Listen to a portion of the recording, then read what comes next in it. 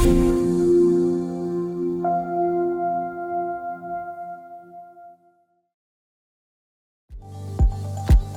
soir à l'émission, des services juridiques pour la communauté LGBTQ+. Il y a des craintes de vivre, par exemple, de la discrimination. Et un restaurant gastronomique nouveau genre à Boisbriand. Jusqu'à date, les avis sont vraiment bons. On ne peut pas demander mieux. En entrevue, je discute avec le maire Pierre Charron à propos de la stratégie de la ville de Saint-Eustache contre les tarifs douaniers. Les tarifs douaniers de M. Trump, je pense qu'on peut presque dire merci. En tout cas, c'est ce que je souhaite dans quelques années. Je m'entretiens également avec le professeur Robert David, qui vous invite à une conférence sur les manuscrits de la mer morte. Les premiers manuscrits, là, qui sont quand même les plus importants qui ont été trouvés sur le site de Cochrane. Enfin, Maude Pilon-Bernier nous parle de Momentum, ou l'art de pratiquer un sport individuel en groupe. Créer cette entreprise-là peuvent offrir de l'accompagnement pour justement aider à la motivation. Bienvenue à Accès local.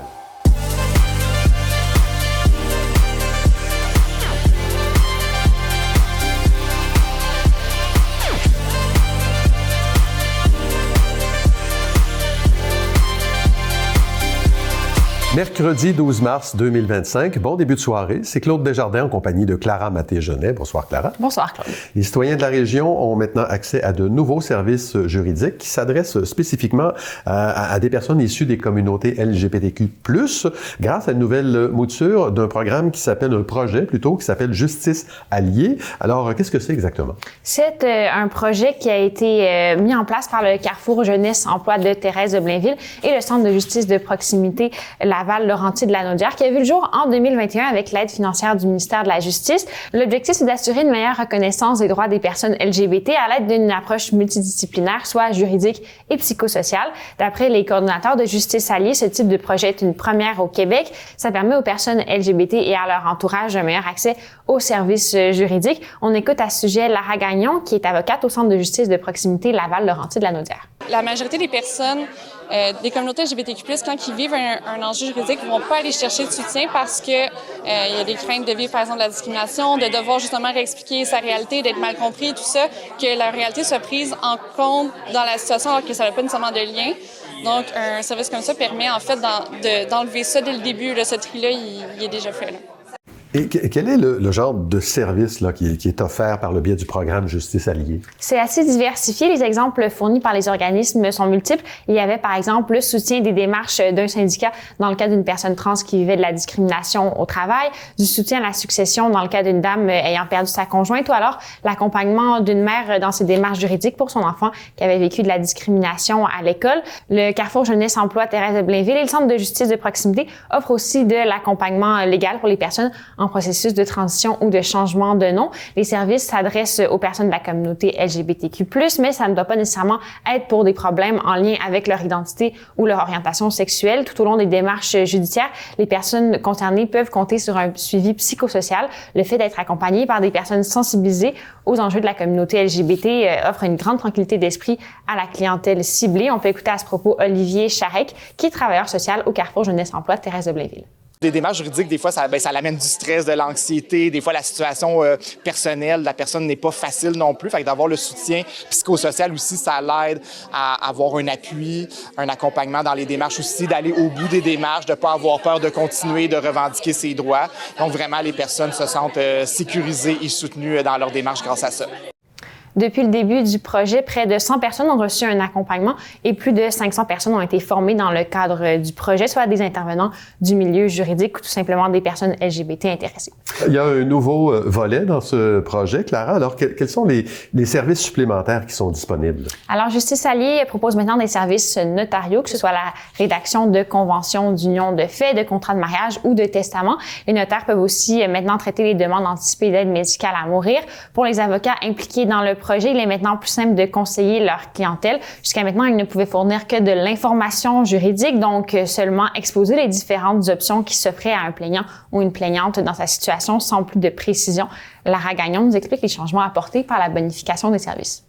Là, maintenant que la bonification peut vraiment aller plus loin et dire à la personne c'est quoi qu'elle serait mieux de faire et vraiment répondre directement à sa question. C'est grâce à la participation financière du Fonds d'études notariales de la Chambre des notaires du Québec que cet ajout de service a pu être réalisé. Clara, il y a, à la fin de l'année dernière, il y a ce sondage sur l'homophobie vécue par les jeunes Québécois qui avait fait beaucoup parler. Alors, quel est le lien qu'on peut faire entre les résultats du sondage et le genre de services là, qui apparaissent? Oui, vous faites référence donc à cette étude commandée par l'organisme Gris Montréal qui révélait que l'intolérance est en hausse chez les adolescents par rapport à la diversité sexuelle et de genre. C'est 40% d'entre eux qui avaient avoué qu'ils seraient mal à l'aise à l'idée que leur ami leur confie qu'ils soient gays. Il y a 7 ans, ce chiffre s'élevait à 25%. Je laisse le mot de la fin à Mme Gagnon à ce sujet. C'est sûr que quand il y a des statistiques comme ça amène aussi plus de personnes qui ont des besoins nouveaux juridiques et ça amène aussi cette espèce de, de crainte, de barrière à aller chercher de l'aide juridique. Donc, un service comme ça permet en fait aux personnes qui en ont besoin de franchir cette espèce de barrière psychologique-là pour aller chercher du soutien juridique. Merci Clara, on se revoit plus tard dans l'émission. On va parler d'un nouveau restaurant gastronomique qui vient d'ouvrir à Boisbriand. À plus tard, Claude. La Ville de Sainte-Thérèse lance un programme d'inspection et d'accompagnement subventionné pour aider les citoyens à réduire la vulnérabilité de leurs propriétés aux inondations et au refoulement d'égouts. Les résidents admissibles pourront bénéficier gratuitement d'une analyse de leur bâtiment et de recommandations pour des travaux de protection. Un formulaire de préinscription est disponible en ligne afin de réserver une place avant l'ouverture officielle des inscriptions. Le projet Innoparc agricole de Saint-Eustache est finaliste au concours Mérite Ovation municipale de l'UMQ dans la catégorie Vitalité économique. Ce projet innovant soutient la relève agricole grâce à une ferme-école et des terres en location pour les jeunes producteurs. Sélectionné parmi 124 candidatures, il sera présenté aux assises de l'UMQ les 15 et 16 mai prochains. Saint-Eustache, déjà primé 3 fois, vise une nouvelle reconnaissance pour son engagement en agriculture durable. La Ville de Saint-Eustache a récemment dévoilé sa stratégie pour amenuiser les impacts des tarifs douaniers imposés par l'administration Trump sur les produits en provenance du Canada. Le maire de Saint-Eustache, Pierre Charon, est avec nous pour en parler. Bonsoir, Monsieur le maire. Bonsoir. Bon, vous dites qu'il est nécessaire de bien anticiper les choses. Alors, quels sont les premiers gestes qu'on doit poser ou que votre administration là, a déjà posés dans la situation qu'on connaît? Disons que le premier geste dans cette stratégie, c'est d'identifier les exportateurs qu'on a chez nous, autant Saint-Eustache et aussi quelques entreprises dans la MRC, pour être capable d'établir un diagnostic et de pouvoir leur fournir l'outil nécessaire. Ce que je veux dire par là, c'est que, les tarifs douaniers de M. Trump, je pense qu'on peut presque dire merci. En tout cas, c'est ce que je souhaite dans quelques années. Ça nous réveille. Et ça dit à nos entreprises, faut diversifier notre marché. Et aux entreprises, la question simple, est-ce que tu connais cette possibilité-là? Voilà. Alors, c'est l'outil qu'on veut fournir. On a déjà une première analyse qui a été faite. On a 22 entreprises à Saint-Eustache, 3 dans la MRC, qui peuvent être victimes de ces tarifs douaniers-là.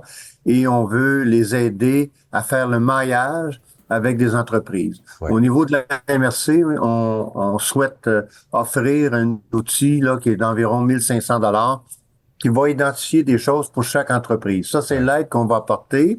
Par la suite, une entreprise peut décider elle-même de faire une analyse plus poussée pour vraiment savoir où les entreprises dans le monde, qui parler, etc. Donc, ça, on va être capable, en tout cas, de fournir toutes ces choses-là et de se prendre en main. Je pense que la situation l'exige. Puis, même si dans le futur, ça se replace avec les États-Unis, ces entreprises-là ne seront pas victimes d'une autre situation et ils seront probablement plus fortes avec un marché diversifié, plus indépendant et puis plus fonctionnel. Ça, parce que chez nous, l'idée, c'est de 1500 emplois qui est en enjeu. Combien, vous avez dit, Monsieur le maire? Combien d'emplois? 1500 emplois identifiés parmi les 22 entreprises qui sont en jeu. Ça revient souvent dans le discours, la nécessité là, de diversifier les marchés. On sait que ça se fait pas en claquant des doigts. Est-ce que les entreprises d'ici vont être capables de résister longtemps? Est-ce qu'on va leur fournir un support là, pour résister? Là? Ben, en fait, ce qu'on sait, c'est qu'il y a possibilité avec Investissement Québec, avec la Caisse de dépôt, d'avoir un appui financier. Mais pour la plupart, je pense pour l'instant, ils sont capables de faire un bout de chemin. C'est l'avenir qu'il faut préparer. Et tu sais, c'est le principe, là. On donne pas du poisson à quelqu'un, on lui donne une ligne à pêche pour lui montrer comment prendre son poisson. C'est le même principe. Oui. Évidemment, tout ne passe pas par l'exportation et vous avez réaffirmé votre foi dans l'achat local. Vous souhaitez voir davantage d'entreprises de chez nous devenir des fournisseurs de la ville. Quelles sont les ouvertures pour elles en ce moment? Ben, disons qu'au niveau de la ville, on a une politique d'achat qui favorise avec un certain pourcentage de différence si les entreprises soumissionnent, ce qui peut les aider. Ouais. Ce qu'on a mis en place, notre site web de la ville avec Idée Saint-Eustache, c'est chers citoyens, connaissez-vous les produits locaux vraiment? Voilà. À chaque fois, on réalise que les gens, ils apprennent plus puis ils viennent encourager localement. Parce qu'encourager localement, chez nous, bien sûr, tout ce qui est entreprise agroalimentaire, là, je pense que les gens font des découvertes. Et à ce moment-là, on aide le produit local, donc le produit de chez nous, des entreprises de chez nous. C'est un premier geste. C'est pas ça qui va révolutionner le marché commercial, mais c'est un aide, là, et c'est une prise de conscience de nos citoyens. Hey, on a des belles choses chez nous. Ça, c'est notre premier devoir, bien sûr. D'accord. Je sais que les villes ont l'obligation de surveiller leurs dépenses. Dans toutes les discussions que vous avez avec vos collègues préfets, dans un contexte de guerre tarifaire, est-ce que l'idée de payer plus cher pour des produits équivalents peut devenir acceptable et nécessaire dans le contexte? Bien, on voit présentement des citoyens, des consommateurs réagir de cette façon-là. Ouais. Parce je pense qu'ils prennent conscience que même s'ils paieraient un petit 10% plus cher, ils aident le local, ils aident ce qu'il y a autour. Donc, il y a un retour, il y a un effet bénéfique et c'est bon de prendre cette conscience-là. Oui. Parce que, je veux dire, tous et chacun, c'est ensemble qu'on va réussir à passer à travers. On peut mettre des normes, nous, les villes, on peut aider. Mais ça prend un appui du citoyen, du consommateur, bien sûr. Voilà, le message est clair. Donc, en terminant, je souligne que l'organisme Idée Saint-Eustache, qui est votre bras droit économique, tient une rubrique qui est consacrée aux tarifs douaniers, qui est mise à jour régulièrement. Les gens n'ont qu'à aller visiter leur site web. Pierre Charron, merci beaucoup d'avoir été avec nous ce soir. Ça me fait plaisir. Au revoir.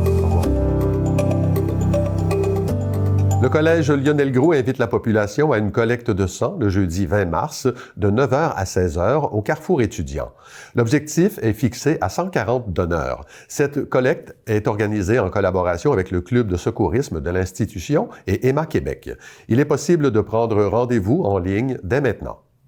Les professeurs Drissa Sia et Éric Chouaquette du département des sciences infirmières de l'Université du Québec en Outaouais ont obtenu 1,2 million de dollars pour mener des recherches sur les aspects négligés de la santé et des droits sexuels et reproductifs en Afrique subsaharienne. Leurs travaux porteront sur la réalité des adolescentes et femmes migrantes et déplacées internes des quartiers informels des villes de Ouagadougou et de Kaya au Burkina Faso.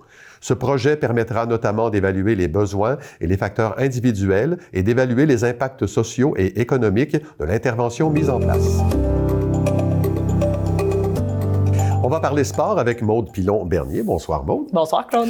Vous allez nous parler aujourd'hui d'une entreprise qui s'appelle Momentum, dont certains membres vont s'envoler bientôt pour Nice. Ils vont aller participer à un marathon Ironman. Exact. Expliquez-nous tout ça, peut-être en commençant par c'est quoi ça? C'est qui Momentum? Tout à fait, Claude. Dans le fond, Momentum, c'est des jeunes qui ont parti ça, des jeunes dans la vingtaine, trentaine, mais qui sont des anciens. C'est jeune, ça, pour oui, ben c'est ça. Ça dépend de qui écoute, effectivement, mais qui ont décidé de partir une communauté qui s'appelle Momentum pour pouvoir justement accompagner et encourager les athlètes, soit qui ont été des athlètes de haut niveau, qui ont pratiqué un sport longtemps, surtout d'équipe, puis qui maintenant sont peut-être à la retraite, puis font des sports un peu plus individuels, ou des gens qui pratiquent des sports individuels comme les marathons, les triathlons, le hiking, l'escalade, des choses comme ça, à pouvoir retrouver une communauté chez Momentum. Dans le fond, c'est ce qu'ils offrent pour pouvoir s'encourager en équipe. S'entraîner, s'encourager et s'auto-financer en équipe. C'est ce que Momentum offre, dans le fond. Les gens qui ont créé cette entreprise-là peuvent offrir de l'accompagnement pour justement aider à la motivation, que ce soit des conseils, des capsules sur leurs réseaux sociaux, mais aussi des conseils pour aller aller trouver du financement, des commanditaires, la recherche de partenaires ou des choses comme ça pour pouvoir faire des défis. Ceux qui se lancent des défis, aller monter plusieurs montagnes dans le monde, aller faire un Ironman, commencer un premier demi-marathon. Tu sais, ça peut être des défis de plus petite envergure aussi. Si des gens manquent de motivation ou manquent de communauté, c'est chez Momentum qu'ils vont le retrouver. Ben, c'est une très belle idée. Chez Momentum, bon, il y a plusieurs équipes, il y a plusieurs projets.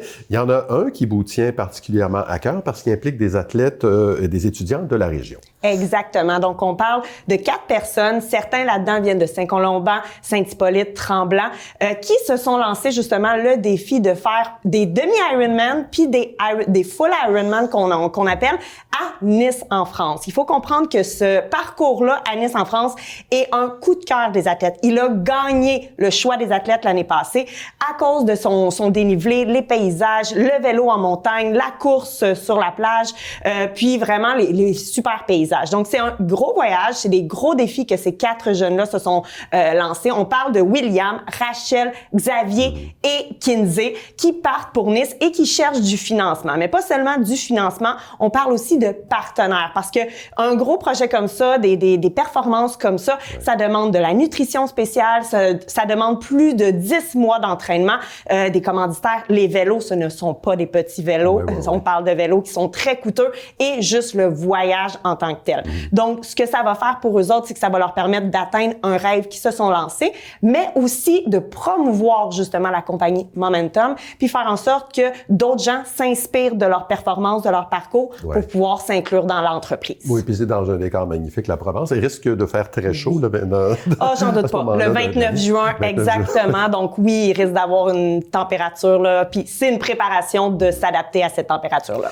S'il y a des entreprises qui s'intéressent au projet, qui aimeraient soutenir ce projet-là par des commandites, comment ça fonctionne? Exactement. Je voulais mettre un point d'honneur là-dessus parce que c'est une belle entreprise qui grandit. Puis si justement des entreprises ont le désir d'encourager le sport, la santé, une belle communauté, puis juste aussi le fait que les gens qui rentrent dans Momentum ne sont plus isolés par eux-mêmes, mais ils rentrent vraiment dans le milieu social. Si ça vous tente d'avoir des valeurs là qui collaborent avec ces valeurs-là, ben je vous encourage à communiquer avec Momentum pour justement essayer de commanditer ces athlètes-là. Donc, on parle soit monétaire ou aussi des compagnies pour justement des commandites de vélo, des commandites de collation, des billets d'avion, des choses comme ça. Donc, si ça vous intéresse, je vous encourage là, à communiquer avec William de Momentum, puis justement là, de vous pallier à une très, très belle cause. Ben, le message est lancé. Merci beaucoup, Maude. Merci, Claude. Dans le cadre de ces activités de financement, le Chœur philharmonique du Nouveau Monde vous propose une conférence intitulée « Qumran, une bibliothèque vieille de 2000 ans » qui porte sur une découverte archéologique majeure, celle des manuscrits de la Mer Morte. J'ai le plaisir d'accueillir le conférencier lui-même et professeur honoraire à l'Institut d'études religieuses de l'Université de Montréal, Robert David. Bonsoir, Monsieur David. Bonsoir. C'est en 1947 qu'on a découvert, certains diront même redécouvert, ces fameux manuscrits. D'abord, dites-nous dans quelles circonstances c'est arrivé cette découverte et qu'est-ce qu'ils contiennent, ces fameux manuscrits?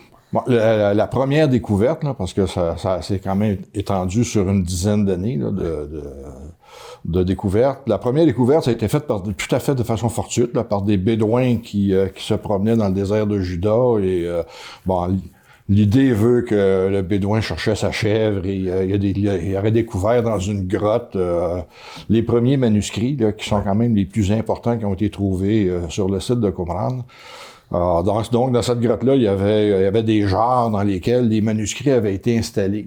Et à partir de là, ça s'est su qu'il y avait eu des découvertes semblables et alors les gens se sont mis à chercher dans les grottes environnantes s'ils pouvaient trouver autre chose.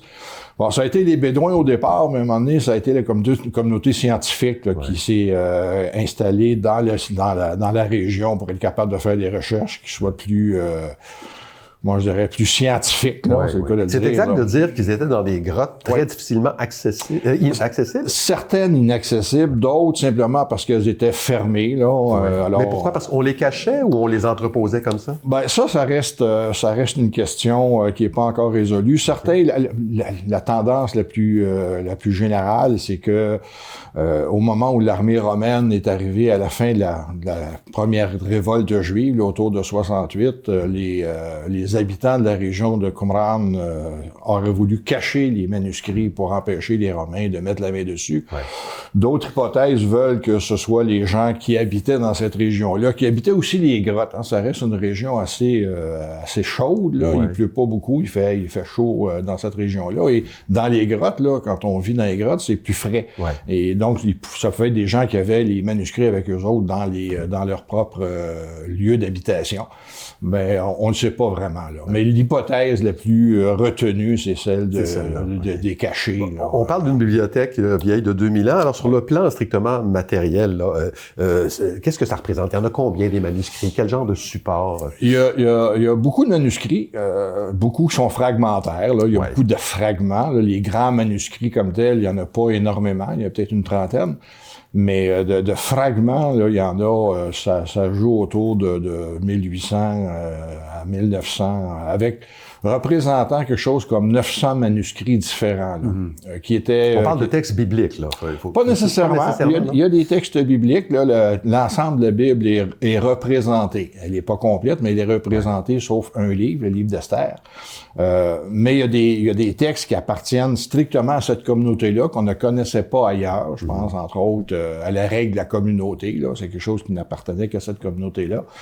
Il y a d'autres textes qu'on trouve dans la littérature qu'on appelle extra-biblique, le livre d'Enoch, entre autres, récemment des 12 patriarches, qu'on connaissait autrement ailleurs, mais qu'on retrouve aussi à Qumran.